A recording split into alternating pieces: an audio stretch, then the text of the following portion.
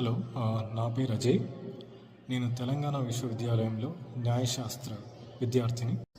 Maintenance and welfare of parents and senior citizen act 2007, దీన్ని తెలుగులో వయోవృద్ధుల సంరక్షణ చట్టం అని అంటాం. నిరాదరణకు గురైన వయోవృద్ధుల సంరక్షణార్థం తీసుకొచ్చిన చట్టమే ఈ సీనియర్ సిటిజన్ యాక్ట్ 2007. వయోవృద్ధులు కోర్టుల చుట్టూ తిరిగే అవసరం లేకుండా వారికి త్వరితగతిన న్యాయం చేకూర్చడమే ఈ చట్టం ముఖ్య ఉద్దేశం. వయోవృద్ధులైన తల్లిదండ్రుల సంరక్షణ బాధ్యత పిల్లలపై ఉంటుంది.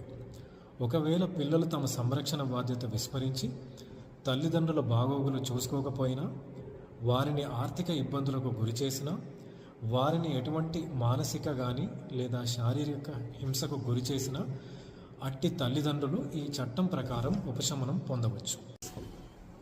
ఈ చట్టం ప్రకారం వయోవృద్ధులు తమ కుటుంబ సభ్యుల నుండి జీవన భృతిని కోరవచ్చును.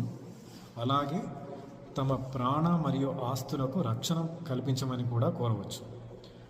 వయోవృద్ధులు తమ ఆస్తులను తమ పిల్లల పేరిట లేదా ఇతర కుటుంబ సభ్యుల పేరిట ఆల్రెడీ రాసేసి ఉన్నా కూడా, ఒకవేళ అటువంటి పిల్లలు తమ కనీస అవసరాలు తీర్చకపోతే ఈ వయోవృద్ధుల సంరక్షణ చట్టం ప్రకారం తమ ఆస్తిని తాము తిరిగి పొందవచ్చు. ఈ చట్టం ప్రకారం ఉపశమనం లేదా రక్షణ పొందాలనుకునే వయోవృద్ధులు రెవెన్యూ డివిజనల్ ఆఫీసర్ ఆర్డీఓకి దరఖాస్తు చేసుకోవాల్సి ఉంటుంది.